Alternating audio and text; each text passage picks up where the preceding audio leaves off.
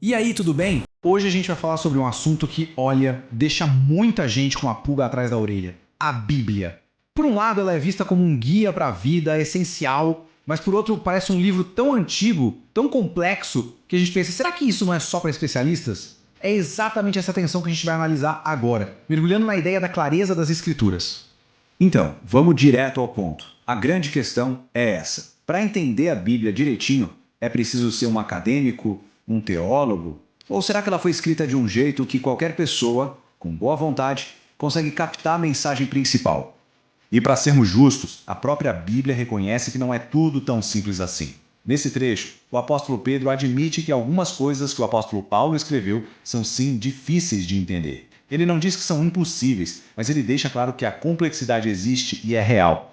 Ok, mas mesmo com esses trechos mais complicados, a mensagem geral que as escrituras passam sobre si mesmas é outra. A fonte que a gente está analisando mostra que, no geral, a ideia é de que ela é sim acessível. Então vamos ver como a própria Bíblia argumenta a favor da sua clareza. E aqui está o pulo do gato. Essa ideia da clareza não foi algo inventado séculos depois. O argumento é que ela vem de dentro do próprio texto, que desde o início foi escrito com a expectativa de ser compreendido pelas pessoas da época e, claro, por nós hoje. Dá uma olhada nesse exemplo lá do Antigo Testamento. A instrução para o povo de Israel era bem direta. Ensinar as escrituras para os filhos, conversar sobre elas em casa, na rua, ou seja, no dia a dia. Para isso acontecer, as pessoas precisavam entender o que estavam falando, né? A ideia não era só decorar, era discutir e aplicar. Agora, essa parte aqui é muito interessante. A palavra simples no hebraico original não significa alguém com pouca inteligência, nada disso. Refere-se a alguém que não tem muito juízo, sabe? Que é facilmente levado por qualquer ideia. E a promessa aqui é poderosa. O texto seria tão claro que poderia dar sabedoria até para essa pessoa. E essa ideia continua com tudo no Novo Testamento.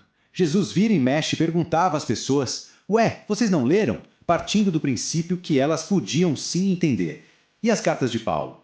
Eram endereçadas a igrejas inteiras, cheias de gente comum, muitos recém-convertidos que não sabiam nada da cultura judaica. A expectativa era clara, eles podiam e deviam entender. Certo, mas isso nos leva àquela pergunta que não quer calar. Se a Bíblia é para ser tão clara assim, por que existe tanta divisão?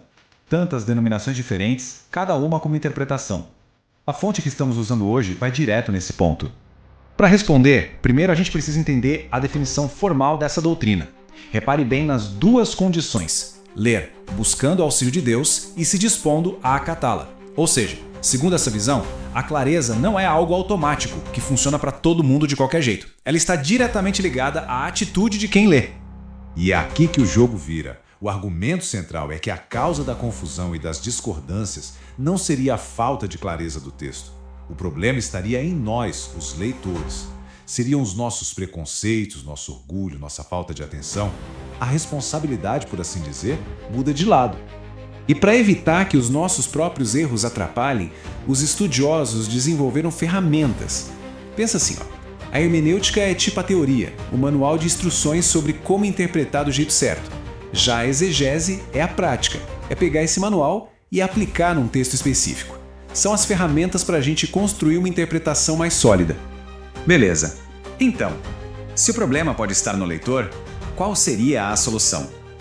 Vamos avançar para ver o que a fonte aponta como sendo a verdadeira chave para destravar a compreensão das Escrituras. Esse versículo aqui é fundamental para o argumento. Ele sugere que a principal barreira para entender a Bíblia não é intelectual, não é falta de QI. A barreira seria espiritual. Para quem não está aberto a aceitar as premissas do texto, os ensinamentos podem simplesmente parecer loucura. E essa imagem deixa o ponto bem claro. A ideia não é que a inteligência não importa. Claro que importa. Mas o fator decisivo, o que realmente faz a diferença, seria uma disposição moral e espiritual para ouvir e obedecer. Sem isso, a clareza que está no texto pode acabar ficando meio embaçada para nós.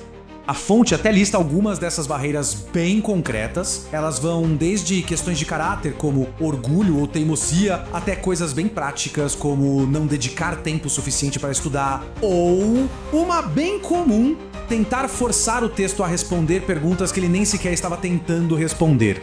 Certo?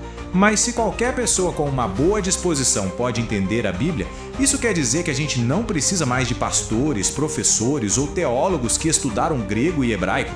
Qual é o papel deles nisso tudo? Não. A doutrina da clareza não torna os especialistas inúteis. Muito pelo contrário, ela redefine e, na verdade, até clarifica qual é a função deles. Eles não são os donos da verdade, mas têm um papel fundamental a desempenhar na comunidade. A fonte resume o papel deles em 4 áreas principais. Primeiro, ensinar com clareza. Segundo, nos ajudar a aprofundar a compreensão, aplicando as verdades a situações novas. Terceiro, defender a fé contra aquelas críticas mais complexas. E quarto, enriquecer nosso estudo trazendo informações do contexto histórico e das línguas originais. Então, o resumo da ópera é este. A função deles é de serviço. Pensa neles como um guia experiente numa trilha. Ele pode te mostrar o caminho, apontar um detalhe que você não viu, avisar de um perigo. Mas a jornada de caminhar e apreciar a paisagem é de cada um. Eles nos equipam, mas não nos controlam. Ok, a gente passou por todo o argumento. Mas na prática, o que isso significa? Qual é a grande lição de tudo isso para quem busca entender a Bíblia? A fonte sugere que a principal implicação é uma só, mas é poderosa e bem direta. A responsabilidade de ler e entender a Bíblia é de cada um de nós. Não é algo que dá para terceirizar. Então, em vez de olhar para tanta opinião diferente e usar isso como desculpa para não ler, essa doutrina vira um chamado à ação. É um convite para a gente se envolver pessoalmente com o texto, com a confiança de que a compreensão é sim possível. E essa citação do autor da fonte que usamos resume tudo perfeitamente. A tarefa de interpretar as Escrituras é apresentada como uma prática diária e pessoal, uma parte essencial da nossa caminhada, e não uma tarefa para ser delegada a outros. E a gente termina com essa reflexão. Se a responsabilidade e a capacidade de entender estão em nossas mãos, será que isso muda a forma como a gente se aproxima dessas páginas? Deixa de ser só uma tarefa e passa a ser uma oportunidade?